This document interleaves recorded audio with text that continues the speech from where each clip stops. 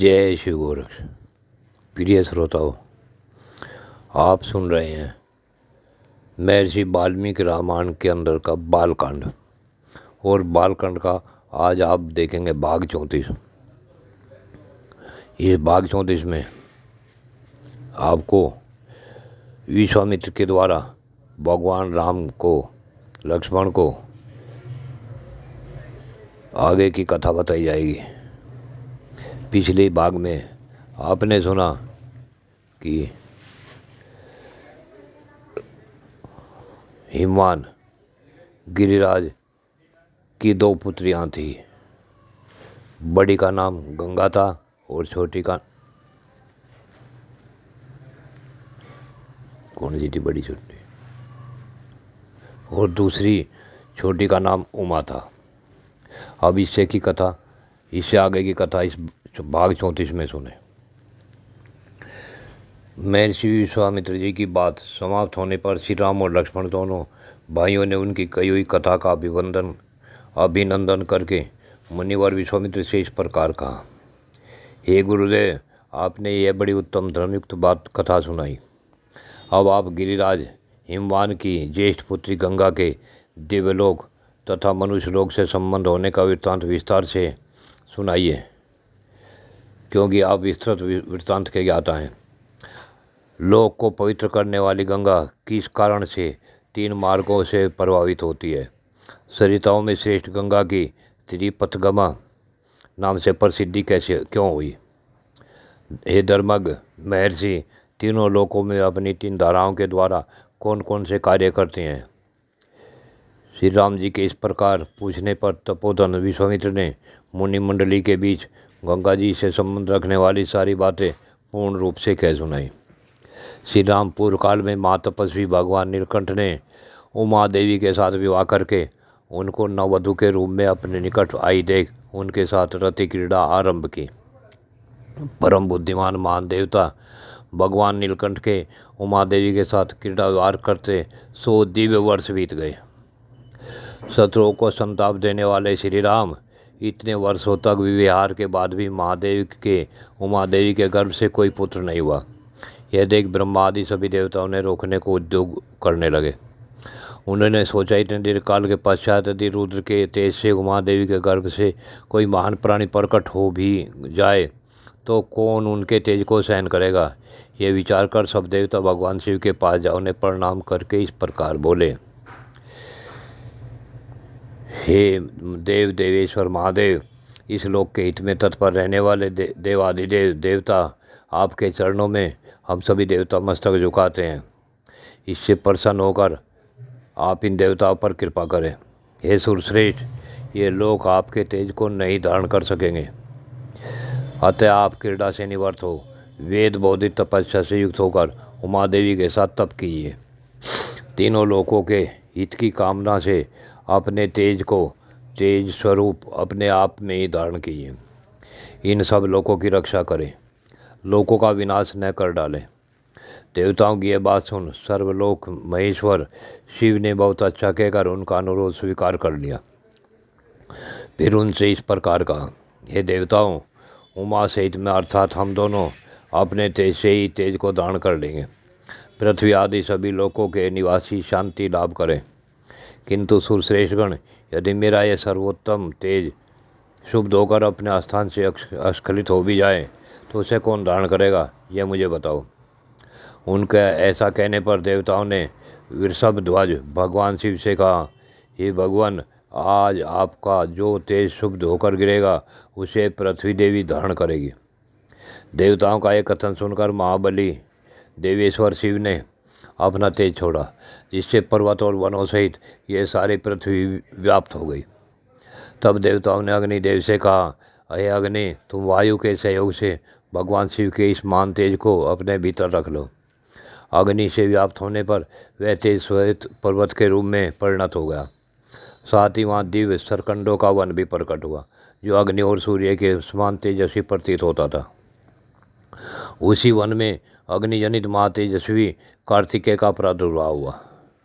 तदंतर ईश्वर सहित देवताओं ने अत्यंत प्रसन्नचित होकर देवी उमा और भगवान शिव का बड़े भक्ति भाव से पूजन किया।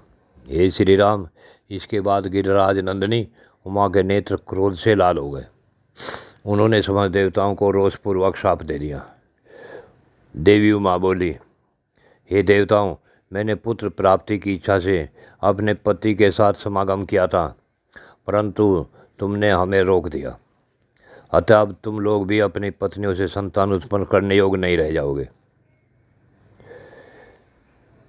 इसी प्रकार देवता को शाप देने के बाद अब उमा देवी ने पृथ्वी को भी शाप दिया, हे भूमि, तेरा एक रूप नहीं रह जाएगा, तू बहुतों की बारी आओगी।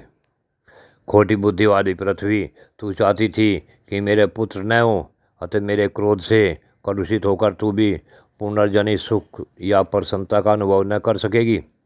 उन सब देवताओं को उमा देवी के हिसाब से पीड़ित देख देवेश्वर भगवान शिव ने उस समय पश्चिम दिशा की ओर प्रस्थान कर दिया। वहाँ से जाकर हिमालय पर्वत के उत्तर भाग में उसी के एक शिखर पर उमा देवी के साथ भगवान महेश्वर तप करने लगे। लक्ष्मण सही श्री राम, यह मैंने तुम्हें गिरिराज हिमवान की छोटी पुत्री उमा देवी का विस्तृत वृत्तांत बताया है।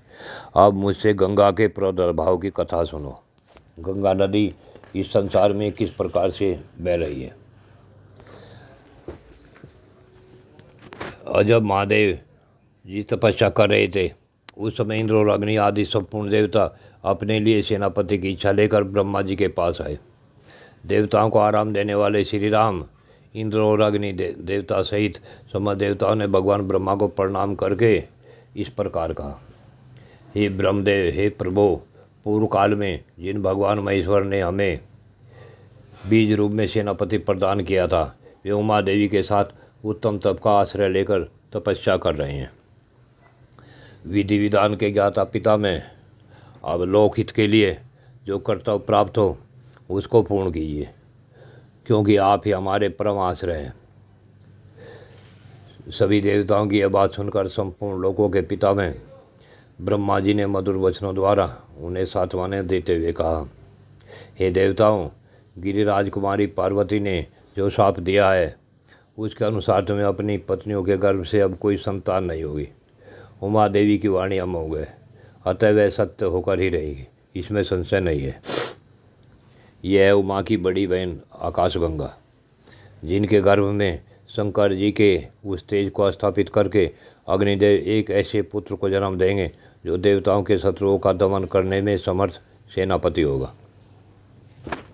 ये गंगा गिरिराज की ज्येष्ठ पुत्री है, अतः अपनी छोटी बहन के उस पुत्र को अपने ही पुत्र के समान मानेगी।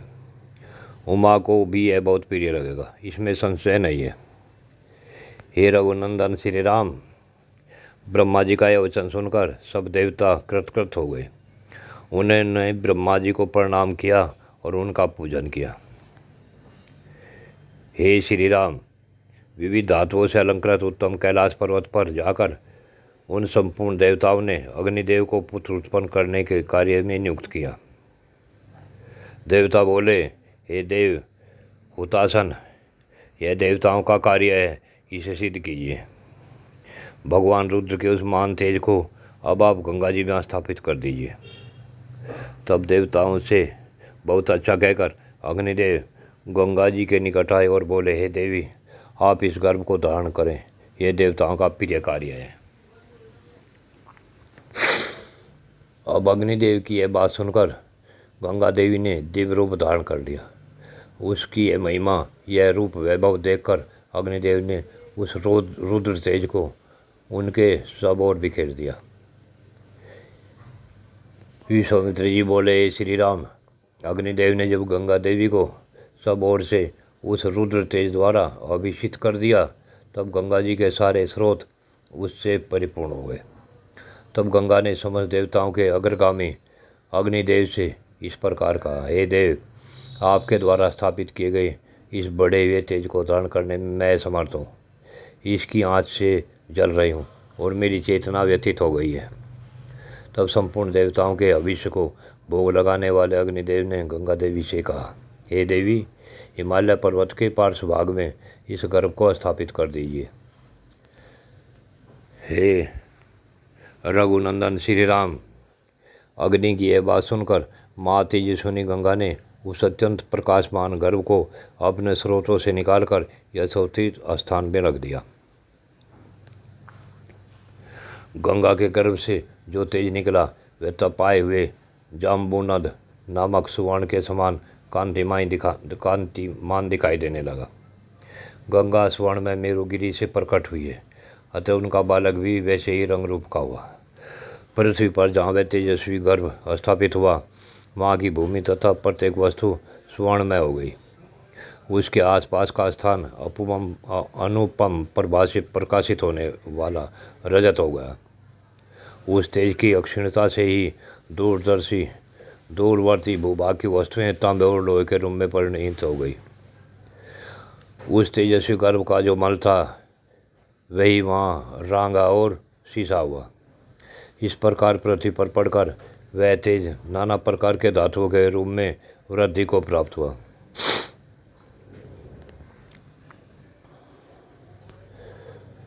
और विश्वामित्र जी बोले, श्री राम, पृथ्वी पर उस गर्भ के रखे जाते ही उसके तेज से व्याप्त होकर पूर्वोक्त श्वेत पर्वत और उससे संबंध रखने वाला सारा वन स्वर्ण में होकर जगमगाने लगा। विश्वामित्र जी बोले, श्री राम, तभी से अग्नि के समान प्रकाशित होने वाले स्वर्ण का नाम जात रूप हो गया, क्योंकि उसी समय स्वर्ण का तेजस्वी रूप प्रकट हुआ था। उस गर्भ के संपर्क से माँ का तृण, वृक्ष, लता और गुम्ल सब कुछ सोने का हो गया। तदंतर इंद्र और मरुद गुणों सहित संपूर्ण देवताओं ने वहाँ उत्पन्न हुए कुमार को दूध पिलाने के लिए 6 कृतिकाओं को नियुक्त किया। तब उन कृतिकाओं ने यह हम सब का पुत्र हो ऐसी उत्तम शर्त रखकर और इस बात का निश्चित विश्वास लेकर उस नवजात बालक को अपना दूध प्रदान किया। उस समय सभी देवता बोले, यह बालक कार्तिकेय कहलाएगा और तुम लोगों का त्रिभुवन विख्यात पुत्र होगा, इसमें संशय नहीं है। देवताओं का यह अनुकूल वचन सुनकर शिव और पार्वती स्कंदित तथा गंगा द्वारा गर्भस्राव होने पर प्रकट हुई अग्नि के समान उत्तम प्रभा से प्रकाशित होने वाले उस बालक को कृतिकाओं ने नहलाया। ये रघुकुल नंदन श्री राम, अग्नितुल तेजस्वी महाबाहु कार्तिकेय गर्भस्राव काल में स्कंदित हुए थे, इसलिए देवताओं ने उन्हें स्कंद कहकर पुकारा। तदंतर कृतिकाओं के स्तनों में परम उत्तम दूध प्रकट हुआ। उस समय स्कंद ने अपने 6 मुख प्रकट करके उन 6 का एक साथ ही स्तनपान किया। एक ही दिन दूध पीकर उस सुकुमार शरीर वाले शक्तिशाली कुमार ने अपने पराक्रम से दैत्यों की सारी सेनाओं को विजय प्राप्त की। तत्पश्चात अग्नि आदि सब देवताओं ने मिलकर उन महान तेजस्वी स्कंद का देव सेनापति के पद पर अभिषेक कर दिया। श्री राम, यह मैंने तुम्हें गंगा जी के चरित्र को विस्तार पूर्वक बताया है। साथ ही कुमार कार्तिकेय के जन्म का भी प्रसंग सुना है, जो श्रोताओं को धन्य एवं पुण्यात्मा बनाने वाला है। हे श्री राम, इस पृथ्वी पर जो मनुष्य कार्तिकेय में भक्तिभाव रखता है वह इस लोक में दीर्घायु तथा पुत्र पौत्रों से संपन्न हो मृत्यु के पश्चात स्कंद लोक में चला जाता है। मेरे प्रिय श्रोताओं, यह आज आपने भाग सुना।